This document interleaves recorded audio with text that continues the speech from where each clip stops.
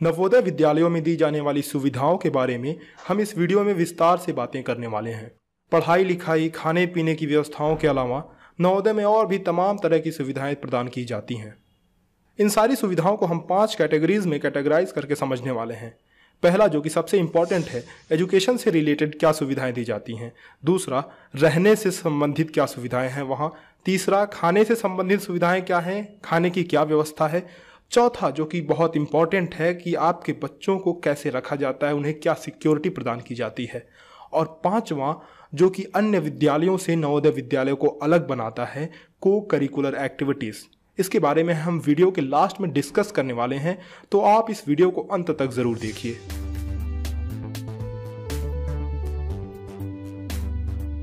नमस्कार दोस्तों, आप देख रहे हैं द्रोण स्कूल।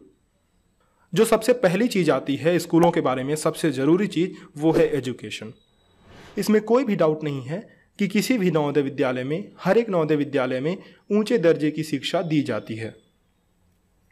पढ़ाई के साथ साथ बच्चों को फ्री में किताबें दी जाती हैं, कॉपियां दी जाती हैं, पढ़ाई से रिलेटेड हर एक चीज। और सिर्फ पढ़ाई ही नहीं, म्यूजिक, आर्ट से संबंधित चीजें भी प्रदान की जाती हैं बच्चों को।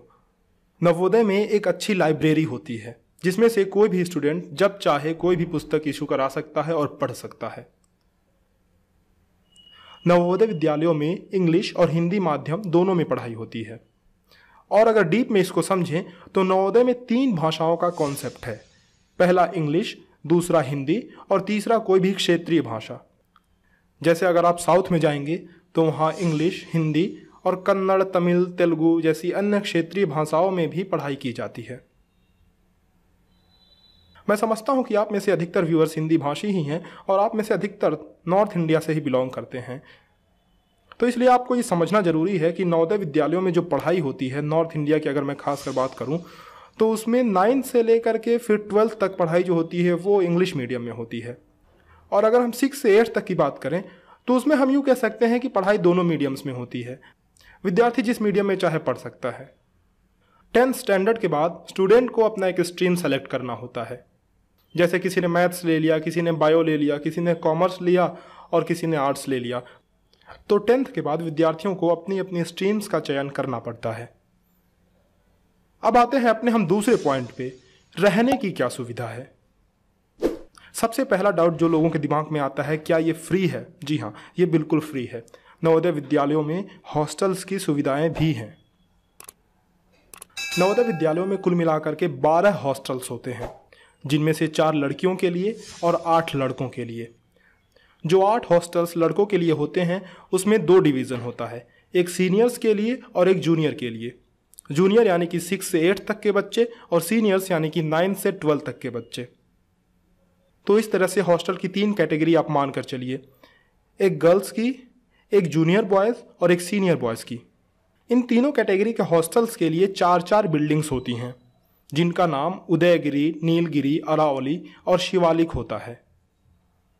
और हर एक बिल्डिंग में 48 सीटें होती हैं, यानी हर बिल्डिंग में 48 बच्चों को रहने की जगह होती है। हमारा अगला पॉइंट है कि खाने की क्या सुविधा है। तो रहने और पढ़ाई की तरह ये भी बिल्कुल फ्री है। नवोदय में मेस यानी कि भोजनालय की सुविधा उपलब्ध है, जहां बच्चों को खाना प्रोवाइड किया जाता है। दिन में बच्चों को 3 टाइम खाना दिया जाता है। सुबह 8 बजे नाश्ता, 1 बजे दोपहर का भोजन और फिर 8 बजे रात का भोजन। और इसके अलावा 2 बार दिन में स्नैक्स भी दिए जाते हैं। एक बार 11 बजे के आसपास दूध दिया जाता है और फिर शाम को 6 बजे के आसपास चाय के साथ कुछ स्नैक्स और भी दिए जाते हैं। खाने की सुविधा नवोदय में ठीक है, लगभग घर जैसी ही है। हमारा जो चौथा पॉइंट है वो है सिक्योरिटी का। नवोदय में जब बच्चा जाता है तो वो 10-12 साल का होता है, अधिक से अधिक 13 साल का। अब इतना छोटा बच्चा, तो माता पिता को अक्सर ये चिंता रहती है कि वहाँ सेफ है या नहीं, उसकी देखभाल कौन कर रहा है। तो इसके लिए हम आपको बता दें कि नवोदय के विद्यार्थी एक 25 एकड़ के कैंपस के अंदर ही रहते हैं। बिना उनके गार्जियन के आए, बिना परमिशन लिए उन्हें बाहर जाने की इजाज़त नहीं होती है। और न ही कोई बाहरी आदमी बिना परमिशन के अंदर आ सकता है। पहली चीज़ तो ये। और दूसरी चीज़ कि हर एक हॉस्टल बिल्डिंग्स के लिए 2-2 हाउस मास्टर्स नियुक्त किए गए रहते हैं, जो 24 घंटे बच्चों की देखभाल करते रहते हैं। तो इस तरह से बच्चों की सिक्योरिटी को लेकर के काफ़ी स्ट्रिक्ट है नवोदय विद्यालय, और माता पिता को सिक्योरिटी से रिलेटेड कोई भी चिंता नहीं करनी चाहिए। कुछ गार्जियंस लड़कियों की सिक्योरिटी को लेकर के खासा परेशान रहते हैं, तो आपको बता दें कि लड़कियों के लिए अलग से वार्डन नियुक्त की गई होती हैं जो उनकी देखभाल करती रहती हैं। हमारा 5वां पॉइंट है को करिकुलर एक्टिविटीज़। ये ऐसी चीज़ है जो नवोदय विद्यालयों को अन्य विद्यालयों से अलग बनाती है। देखिए, इतना तो आप सब समझते हैं कि आजकल सिर्फ पढ़ाई लिखाई से काम नहीं चलने वाला है।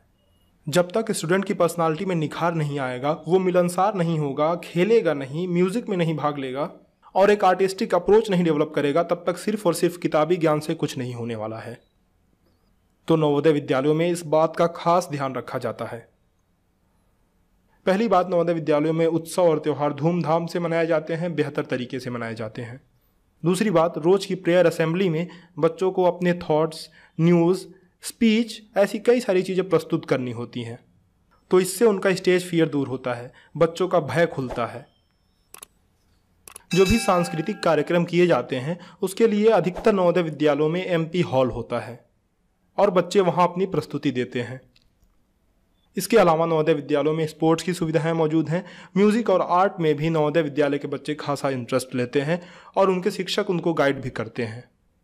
अगर हम स्पोर्ट्स की बात करें तो खेलने की सारी चीज़ें उनको फ्री में इशू की जाती है, जैसे फुटबॉल, क्रिकेट किट, बास्केटबॉल इत्यादि। ये सारी चीज़ें उन्हें फ्री में इशू की जाती हैं और उनके खेलने के लिए एक पर्टिकुलर टाइम निर्धारित होता है।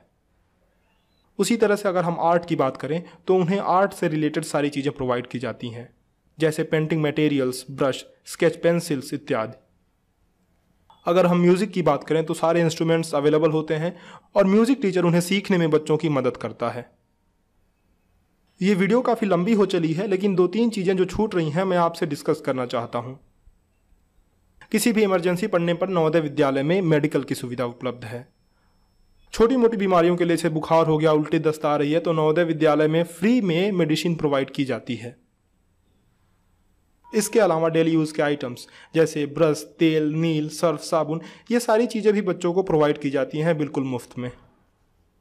अगर हम बात करें ड्रेस की तो बच्चों को साल में 4 जोड़ी ड्रेस मिल जाते हैं। ठंडियों के दिन में स्वेटर और ब्लेज़र दिए जाते हैं। 2 जोड़ी जूते मिल जाते हैं साल भर में। तो ये सारी सुविधाएं नवोदय में बच्चों को दी जाती हैं। इसका कंक्लूजन क्या निकलता है कि नवोदय विद्यालय, कोई भी नवोदय विद्यालय बाहर गांव के विद्यालयों से कई गुना बेहतर है।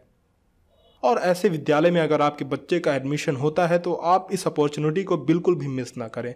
नवोदय विद्यालयों के एंट्रेंस एग्ज़ाम निकालने के लिए बच्चों की तैयारी कराएं और अपने बच्चों का जीवन सफल बनाएं। अगर आप चाहते हैं कि मैं नवोदय विद्यालयों के बारे में, वहाँ की सुविधाओं के बारे में और वहाँ की रहन सहन माहौल के बारे में और भी ज़्यादा डिस्कस करूँ, आपसे डिटेल में डिस्कस करूँ, तो आप हमें कमेंट सेक्शन में लिखना ना भूलिए। आपके कोई भी सुझाव और डाउट हो तो उन्हें भी आप हमें कमेंट सेक्शन में ज़रूर लिखें। इस वीडियो को लाइक करें, ज़्यादा से ज़्यादा शेयर करें और इसी तरह की इन्फॉर्मेशन पाने के लिए इस चैनल को सब्सक्राइब कर बेल आइकन ज़रूर दबाएं। वीडियो के अंत तक बने रहने के लिए आपका बहुत शुक्रिया। मिलते हैं आपसे अगली वीडियो में कुछ नई इन्फॉर्मेशन के साथ। तब तक के लिए अलविदा, धन्यवाद।